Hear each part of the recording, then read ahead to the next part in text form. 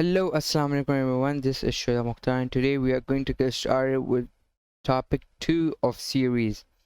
So previously we studied about arithmetic progression and geometric progression. So that was topic 1 of series, and binomial expansion is topic 2 of series. So what is binomial expansion and what is it all about?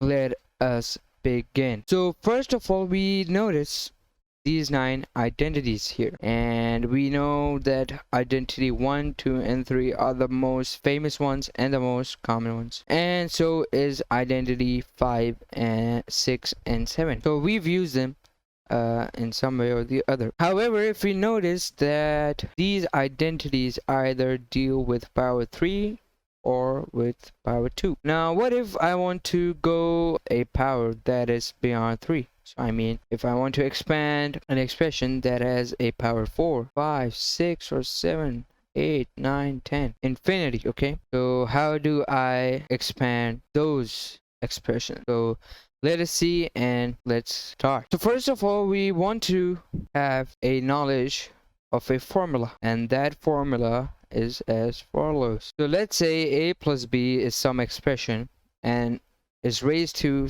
some power n. Now let's write down the general formula.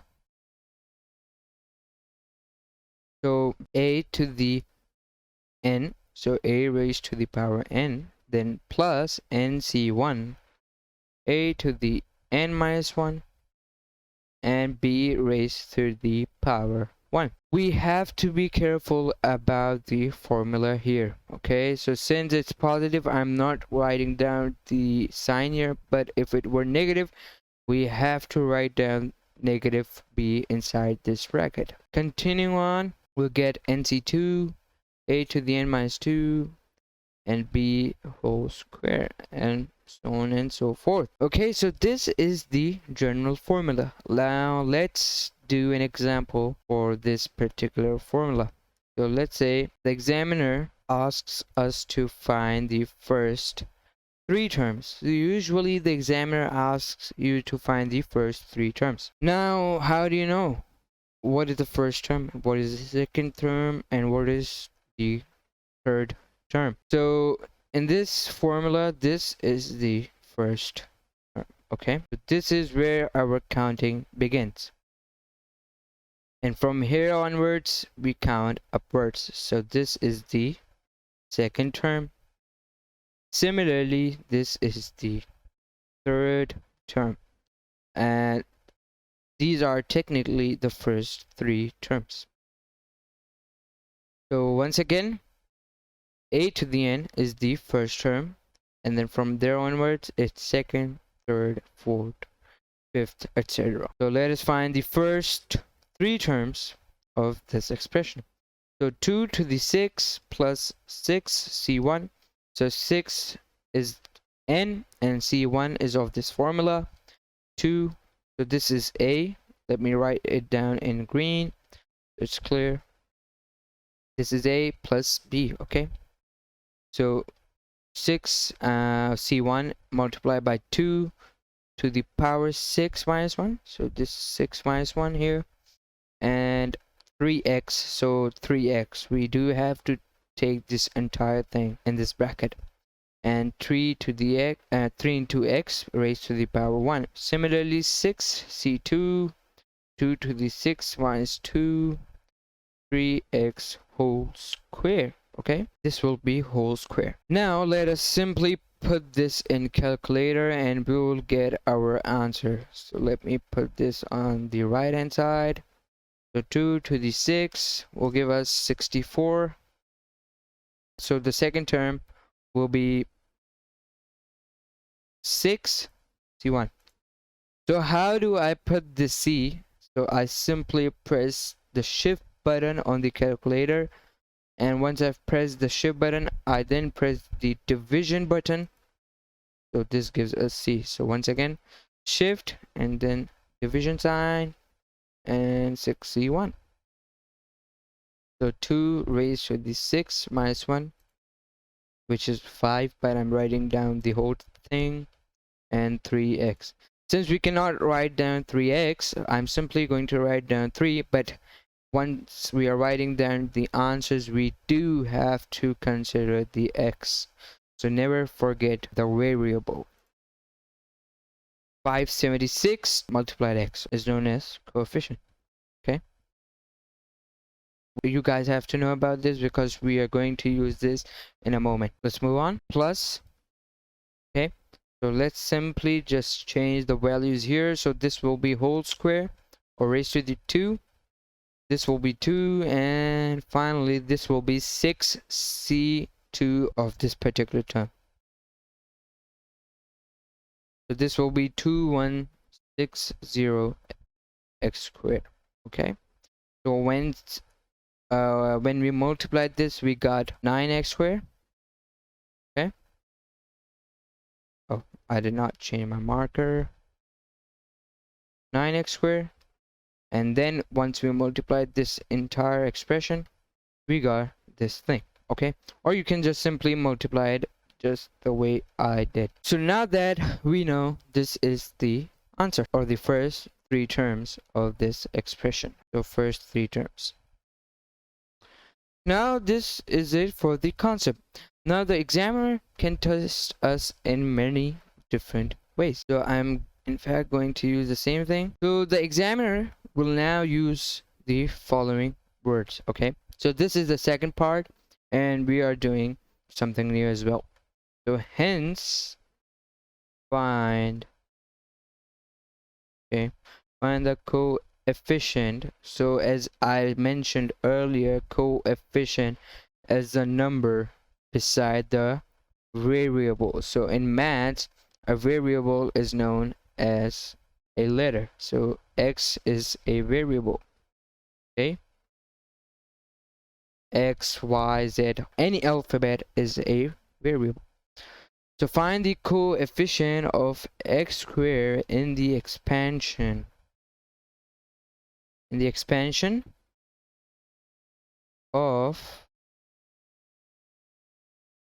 3, let's say 3 minus 2x and 2 plus 3x. Okay, so how do we solve this particular question? Let's begin. Now we know that these terms, okay, so hence, now this hence is given us to essentially tell us that you have to use the answer of part 1. So the answer of part 1 were the first 3 terms, and we have to use the first 3 terms for this particular question. Okay, so how do we do this? So 3 minus 2x, and we will simply copy down the first 3 terms from part 1. The 64 plus 576.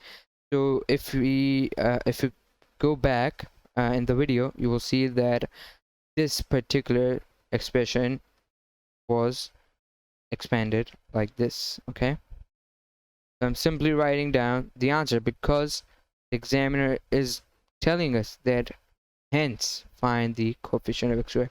So this hence is basically telling us that we have to use the answers from part 1.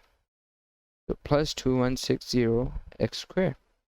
Now that we have written down the first 3 terms, so let's solve the question. Now if we notice that if we multiply minus 2x with this will not give us an answer that is a coefficient of x squared, but the answer will be a coefficient of x cubed because we are multiplying the x as well. So we have to consider the x's while we are multiplying. So let's go back and multiply this with 576, and we'll see that we'll get a coefficient that has a variable of x squared. So if we multiply minus 2 with minus 2 into 576, we'll get minus 1152. So minus 1152 x squared plus. So now we are not done. We are not done yet because what we are doing here is when we are multiplying, and the expansion means once we multiply this, we'll get a different answer. So we are multiplying this bracket with the second bracket. So it's of course going to give us a different answer. Now that we are done with -2, we have to multiply this with something that has a variable of x squared. So if we notice, 3 multiplied by 2160 gives us that answer. Back to the calculator, 3 multiplied 2160 gives us 6480. So 6480 x squared. So since the examiner is asking us for coefficients, coefficients mean the number beside the variable. So we are simply going to subtract the answers, the numbers, sorry. 6480 minus 1152 gives us 532. In fact, 5328. So this is coefficient of x squared in the expansion.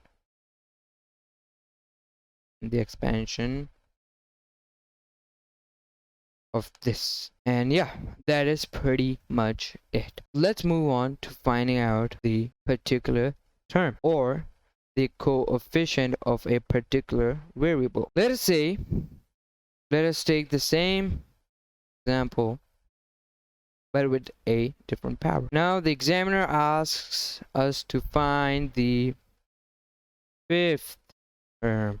Okay, the fifth term would mean find the fifth term. So what would fifth term mean? Fifth term means r will be 4. So what is r? Okay, so r is tr plus 1 equals ncr a to the n minus r br.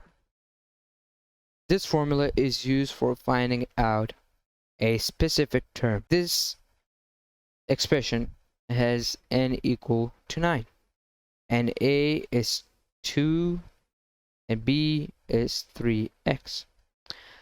Now we know that the binomial's formula starts with a to the n and then moves on nc1, a to the n minus 1, b1, a to the 1 plus nc2, a to the n minus 2, b squared. Now if you notice that this was the first term, and the expression that had nc1 was the second term. Similarly, the expression that had nc2 was the third term. So we notice that the ncr is less than 1 from the number of term. So for example, if I want to find out the fifth term, r will be 4, or it will be nc4. So if I continue down, so expression with nc3 will be the fourth term, and finally the expression with nc4 will be the fifth term. And this is what we want to find the fifth term of this particular expression. That is pretty much for this thing. So let's go back and find out for this particular expression. So we know that n is 9, and c and r 2, 9 minus r, and 3x to the r. We know that we want to find the fifth term, so this means that r will be 4. 9c4, 2 to the n minus 4, 3x to the 4. Simply plugging in this entire thing in the calculator will give us 9c4, 9 minus 4, 3 to the 04, 326592. Whoa. 326592 x4, because we have to be careful and we have to consider the x4 here. This is the fifth term of this particular expression, and that is pretty much it for the term thing as well. Now what if I want to find out a specific coefficient? Now what if the examiner asks me to find the coefficient of x cubed? We know that the formula is tr plus 1. So we can use the same formula for finding a specific coefficient n as well as the term. So ncr a to the n minus r br. Now we know that n is 8, cr a is 2, 8 minus r, and minus 4 to the r. Now, if you guys know the laws of indices, we can essentially break the powers between 2 and x. So 8cr, 2, 8 minus r, so multiplied, and this is also multiplied, x 8 minus r, multiplied, minus 4r.